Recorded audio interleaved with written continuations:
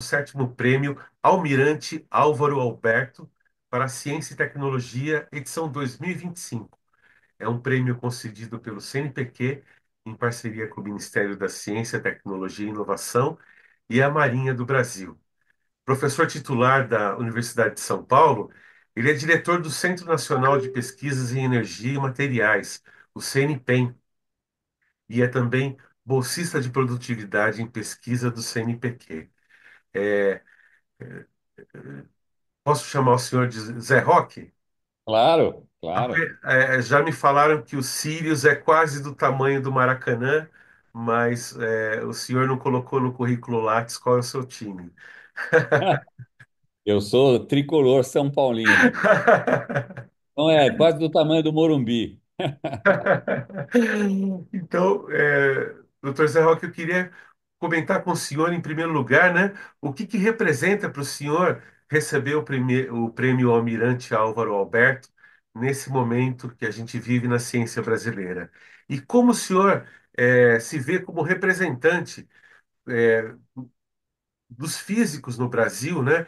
Especialmente porque o prêmio Almirante Álvaro Alberto é um dos mais importantes, né, do país. Bom, primeiro é uma grande honra, né? Poder receber esse prêmio, como você falou, é um prêmio bastante importante, né? E como eu venho dizendo, né, tem algumas características do prêmio que eu acho que acabam sendo muito bacanas, né? Que é um prêmio que você acaba sendo, vamos dizer assim, escolhido pelos seus pares, né? Então, tem instituições que te indicam, tem um processo de votação que eu saiba, e é muito legal que você consiga ter essa escolha pelos pares, porque significa que, sei lá, a gente está fazendo alguma coisa que não está de todo ruim, né? Então, que eles reconhecem que é uma, vamos dizer assim, estamos indo pelo caminho certo. A segunda coisa, né, é que é um prêmio dado pelo CNPq com o nome de Álvaro Alberto, né? Então, o CNPq é a casa do cientista brasileiro, né? Eu só estou aqui hoje porque um dia o CNPq pagou minha bolsa para eu fazer meu doutorado fora. Sou bolsista do CNPq há muitos anos. Então, assim, e eu tenho certeza que uma fração gigantesca dos pesquisadores brasileiros hoje só estão onde estão, né? E a ciência brasileira só está onde está, graças ao CNPq. Inclusive, de certa forma, o Sirius só existe hoje porque um dia o CNPq apoiou o começo da construção do primeiro síncrotron brasileiro, né? Que é o VX. Então, o CNPq é central em todo esse desenvolvimento, não só nosso aqui, como da ciência brasileira. Então, é muito legal receber um prêmio que o CNPq é que entrega. E segundo o seu Álvaro Alberto, né? Que era uma pessoa da Marinha, mas ligado à ciência, ele já foi até presidente da Academia Brasileira da Ciência lá no passado, mas demonstra essa uma coisa que eu acho muito importante, que são diferentes órgãos do Estado brasileiro que meio que se juntam, né, para, vamos dizer assim, apoiar a ciência brasileira. Então, o Álvaro Alberto tinha uma visão importante, ele que participou da criação do CNPq, né, e isso demonstra vamos dizer assim, a relevância de você juntar diferentes órgãos que reconhecem a importância da ciência para apoiá-la, né? A gente sabe dos potenciais ataques à ciência, né? Nós estamos vendo agora algo que vai entrar para a história da humanidade, o que a gente está vendo nos Estados Unidos, né? Então, como conseguir fazer um sistema e minimize esses riscos, né, ou torne um sistema mais resiliente. E eu acho que uma das maneiras é você ter um conjunto cada vez maior e mais forte, mais coeso, de diferentes, vamos dizer assim, não somente órgãos do governo, mas diferentes órgãos representativos da sociedade, seja da indústria, seja de outras áreas da sociedade, que defendam, né, a ciência. Então, é um prêmio que carrega no seu nome, inclusive, parte dessa questão que eu acho muito importante. E uma outra coisa, né, que é muito bacana, é que, assim, eu entendo que eu estou ganhando esse prêmio, não somente, né, obviamente, minha contribuição como cientista, na época que eu fazia minha pesquisa própria, pode ser que tenha contribuído também, mas, em grande parte, é o trabalho que eu tenho feito aqui no CNPEM, né? O Círio se destaca, mas eu diria que tem muito mais. A gente está buscando construir aqui um centro que seja muito importante para a ciência brasileira. Mas o próprio Sirius, né, e o centro como um todo, é o resultado de um trabalho de décadas, de muitas pessoas, né, para não dizer milhares de pessoas envolvidas, né? E hoje é um equipamento, o Sirius em si, competitivo mundialmente, posicionando o Brasil, né, numa posição de destaque no cenário internacional. Então, de certa forma, um reconhecimento da capacidade da ciência brasileira. Então, eu acho que o Sirius em si, o CNP em si, na verdade, é uma conquista da ciência brasileira que serve, eu diria, quase que como um cartão de visitas, né? Para que a sociedade, de certa forma, se orgulhe da sua ciência, que perceba que a sua ciência pode, de fato, construir coisas e ser competitiva mundialmente. Então, esse reconhecimento do prêmio, ele ajuda, inclusive, a trazer esse aspecto, né? Obviamente, tem uma pessoa que sou eu, mas, de certa forma, é quase que como o representante, né? Simbolizando, né, o sucesso da ciência brasileira que envolveu milhares de pessoas. Então, eu fico muito feliz e muito honrado. Zé Roque, o Sirius, que é uma estrutura incrível, que produz a luz síncroton, né? Que é resultado aí da aceleração dos elétrons, né? Entre aspas, ele tira uma foto muito importante do âmago dos materiais, né? Então, já foram realizadas pesquisas aí na área de biologia, né? Como o estudo das moléculas do SARS-CoV na Covid, né? Também está se estudando as rochas do pré-sal, né? E continuando isso que o senhor comentou agora, né? Mas queria que o senhor realçasse qual que é a importância dos Sírios para a soberania científica e tecnológica do país. É, bom, eu sempre coloco que o Sirius como um todo, né, ele é um projeto que eu diria estratégico, né, estruturante no país. Então ele não tem o que eu chamo de uma só é, vertente, né, que você citou, a capacidade científica. Então ele tem essa capacidade científica, né, ele é uma fonte, principalmente uma grande fonte de raio-x de altíssimo brilho. Não somente raio-x, também ultravioleta, né, infravermelho, tem linhas de luz, mas principalmente raio-x, né, que é uma faixa difícil de você obter algo de altíssimo brilho, né? E o raio-x, ele é muito importante para você investigar, como você disse, o âmago dos materiais, né? Poder responder perguntas como quais átomos compõem o material, como é que eles se organizam no espaço, e isso, em última instância, né, é o que vai definir as propriedades macroscópicas dos materiais. São essas, a partir dessa organização microscópica, ou até sistemas que vão tendo uma organização em diferentes escalas, né? Você consegue enxergar, né, ou investigar usando raio-x de altíssimo brilho. Então, ele sendo um dos equipamentos mais avançados do mundo, né, como uma fonte de raio-x de altíssimo brilho, ele permite que os pesquisadores brasileiros possam fazer investigação de diversos tipos de materiais, sejam eles orgânicos ou inorgânicos, na fronteira do conhecimento, certo? De certa forma, a limitação será pela criatividade do cientista brasileiro, porque ele tem um equipamento à disposição que permite fazer experimentos, e alguns experimentos, talvez, ou em pouquíssimos lugares do mundo, às vezes até só aqui, né? Então, ele traz essa grande capacidade. Mas não somente, né? Eu acho que ele nós buscamos no desenvolvimento, ele envolve uma alta tecnologia, né, para a construção dos aceleradores, para as construções das estações experimentais onde as medidas são feitas, né? Isso envolve diversos, vamos dizer assim, disciplinas de engenharia, né, e de diversas capacidades tecnológicas, e a gente fez isso junto, né, em parceria com dezenas de empresas brasileiras. Então, ele tem também esse potencial, quando você assim, entra para construir um projeto sofisticado como esse, de trazer um arraste, de mudar o patamar de empresas de alta tecnologia no Brasil, né? Abrindo esse espaço que elas, inclusive, depois mudam o seu posicionamento nacional e muitas vezes até mundial, né? Podendo fornecer para outros lugares. Então, o Sirius trouxe ainda atrás. né, esse potencial, essa interação com dezenas de empresas brasileiras. Sempre foi um objetivo importante. Então, ele é central também na inovação. Ele, obviamente, forma recursos humanos, né, com esse espírito desafiador, né? É importante que você acredite que você possa fazer esses experimentos. Então, ele traz esse outro elemento de formar recursos humanos e também traz esse elemento de mostrar que é possível competir mundialmente, responder perguntas que estão sendo feitas em qualquer lugar do mundo. Que assim, o Brasil pode sim ser um player internacional na fronteira.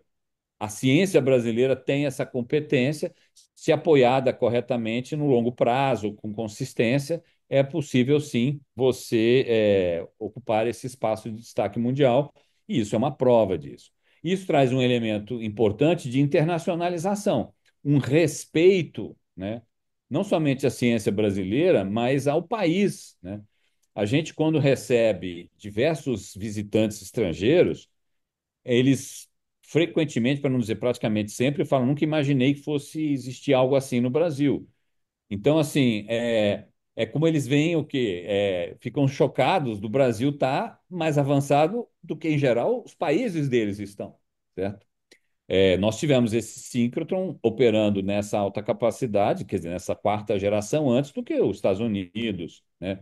Hoje a Inglaterra ainda não tem, só tem terceira geração. Vários dos países europeus, né? A China em breve vai ter só agora. Então, óbvio que eles vão se movimentar e vão ter também. Mas o Brasil chegou antes, o Brasil desenvolveu tecnologias próprias, né? Então, isso traz um respeito à nossa capacidade, que é muito importante, né?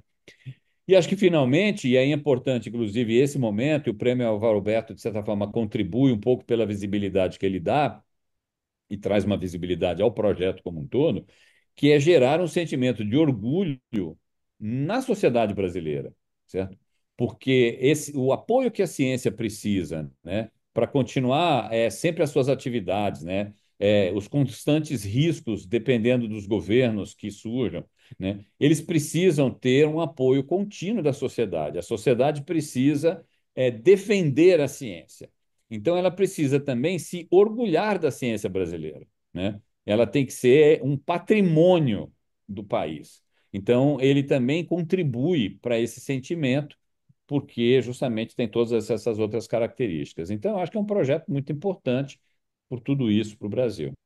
Zé Roque, prometo, a última pergunta. Eu vi no site, saiu hoje mesmo, a notícia de que a quinta chamada para projetos, né, foram escolhidos 161 projetos para atuar nas 10 linhas disponíveis dos Sírios, né? Ou seja, os Sírios têm aquele anel por onde circulam os elétrons e cada linha representa uma saída de luz, né? Onde pode ser usado, né? Queria saber do senhor o que representa isso e qual que é o próximo passo com o projeto Óleo, né? Que acredito que será uma das linhas, né? A 11ª linha, de repente. Não, não. Esse eu vou mencionar. Então, nós temos o Sirius em si, ele foi projetado, como você falou, né? Ele tem um acelerador, um conjunto de aceleradores. São três aceleradores, né? Que no fundo são a fonte, né, da radiação síncrotron, do raio-x, do ultravioleta, né? A fonte deles são elétrons que ficam viajando à velocidade praticamente da luz, né? Numa trajetória extremamente pequena, né? De micrometros, mais ou menos num círculo de meio quilômetro, né? Então, dando aproximadamente 600 mil voltas por segundo, e você tem que ter todo um sistema que mantenha isso aí funcionando. E aí você desvia a trajetória desses elétrons em alguns pontos de maneira controlada, e aí eles emitem na tangente a essa trajetória o raio-x ultravioleta altamente colimado com altíssimo brilho.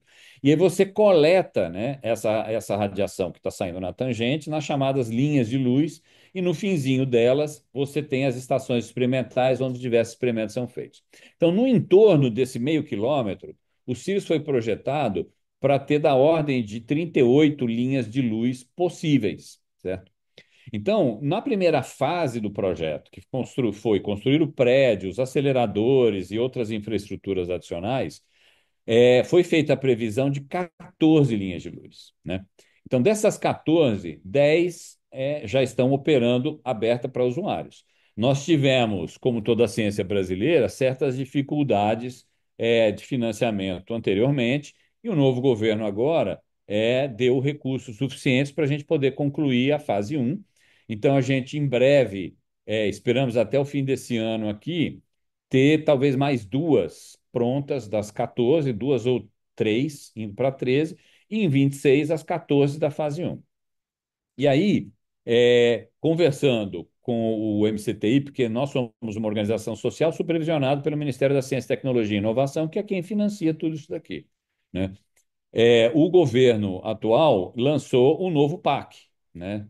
E entendeu-se que o Sirius é uma infraestrutura importante o suficiente que merecia entrar no PAC para uma fase 2 do Sirius.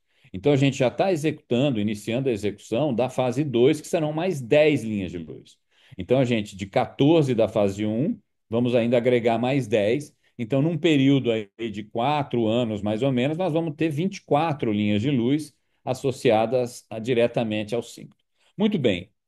Desde a pandemia, começou uma discussão de construir ambiente de nível de biossegurança 4.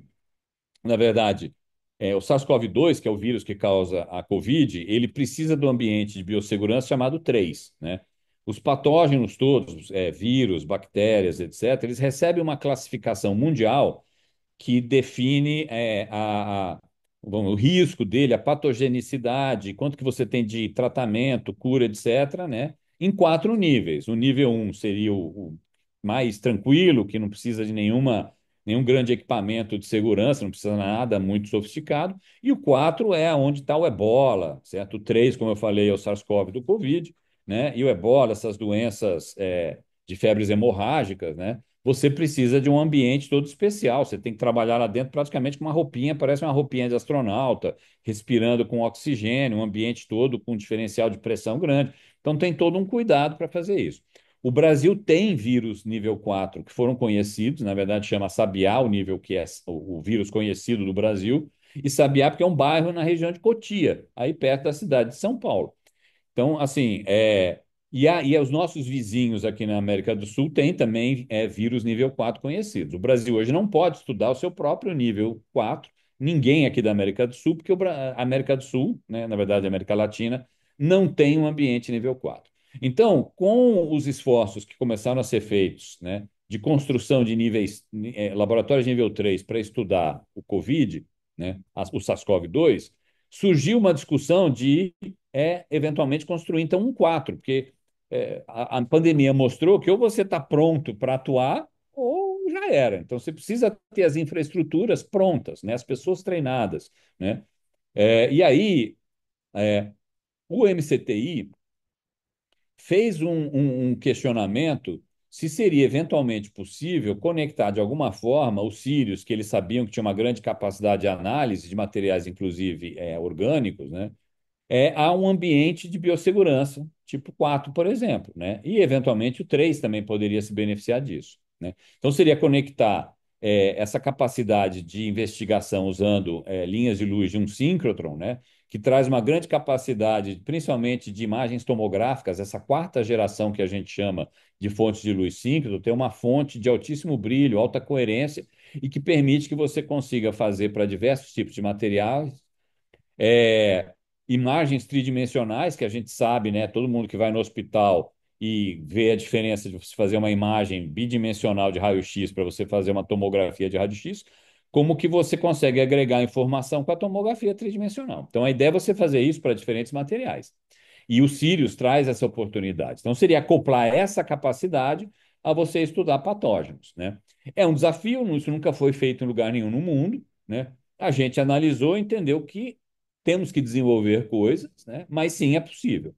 E aí é que veio, eventualmente, essa ideia se consolidando no que é chamado hoje de Projeto Orion, que, na verdade, é um complexo de laboratórios para estudar patógenos nível 4 principalmente, vai ser o único, mas também vai ter um espaço para 3 e para 2 principalmente, como apoio para você preparar uma série de coisas para ir para os níveis 3 e 4.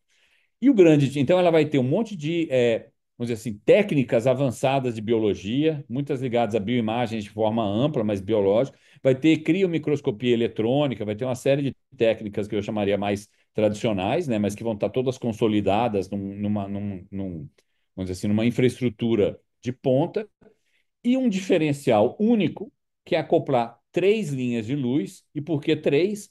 Uma para fazer imagens de pequenos animais, né, modelo em vivo, acompanhando a doença, né, e com alta resolução. Então, posso fazer uma tomografia em alta resolução, complementar o que eu faria de tomografia num tomógrafo normal de bancada. Uma segunda linha de luz para eu poder fazer agora imagens, né, de amostras criopreservadas, de biópsias, de órgãos, né, para eu enxergar agora em nível de célula a célula, como eventualmente uma infecção, né, ocupou um determinado órgão, como é que os danos que ela causou, e finalmente uma terceira linha que vai permitir fazer tomografia de células isoladas criopreservadas também. Então, eu vou poder fazer, em princípio, uma tomografia de uma célula que foi infectada por um patógeno e entender ou buscar entender como que vamos dizer assim, a entrada do vírus, né, ou do patógeno na célula modificou a estrutura da célula, como que o patógeno tomou conta do maquinário celular para produzir as suas cópias e tal. Então, são três, uma para ir do nível de célula até o organismo. E por isso traz o nome Órion. O Sirius ganhou esse nome porque Sirius é a estrela mais brilhante do céu noturno. E o Orion não, o Sirius é uma máquina de alto brilho. Então a gente deu o nome de Sirius por ser uma máquina de alto brilho, fazendo analogia com a estrela. Muito bem, como iam ter três linhas de luz conectando a estrutura, e se você olha no céu, próximo de Sirius, você tem a constelação de Órion, aonde se destaca o cinturão de Órion, que no Brasil a gente chama das Três Marias, é como se eu estivesse então conectando Sirius ao Órion através de três linhas de luz, como se fosse uma para cada uma das estrelas do cinturão. Então, daí que vem o nome Órion, pela essa conexão. Então, quando eu considero as linhas de luz do Órion, que são três, com todas as das 10 da fase 2 e as 14 da fase um, o Brasil está se preparando para ter, em um período aí de 4 a 5 anos, 27 linhas de luz. Tá? Então, já é uma coisa, quando o UVX, que era o antigo síncrotron, né, que foi necessário esse desenvolvimento para um dia a gente ter os Sirius, né? É a história de que você tem que fazer o investimento contínuo, mais de 30 anos nesse laboratório aqui, para hoje estar podendo ocupar esse espaço competitivo mundialmente, né? Quando o VX foi fechado, tinham 18 linhas de luz e não cabia muito mais. Nós estamos falando em já ter 27, né? E com potencial de ter mais 10 eventualmente numa fase 3 lá na frente. Então, assim, realmente nós estamos caminhando para ter uma infraestrutura no Brasil extremamente competitiva e, no caso de patógenos em particular, que permitirá talvez estudos únicos no mundo, certo? Vai atrair atenção, e já está atraindo atenção, mesmo antes de estar pronto, dos laboratórios diversos do mundo, né? Porque é um negócio meio que único. Obviamente, todo mundo vai querer ver se de fato funciona, né? Porque não tem que pôr para funcionar. Acredito que sim, né? Mas uma conquista gigantesca para o país, tá? Zé Roque, muito obrigado pela entrevista. Foi um prazer falar com o senhor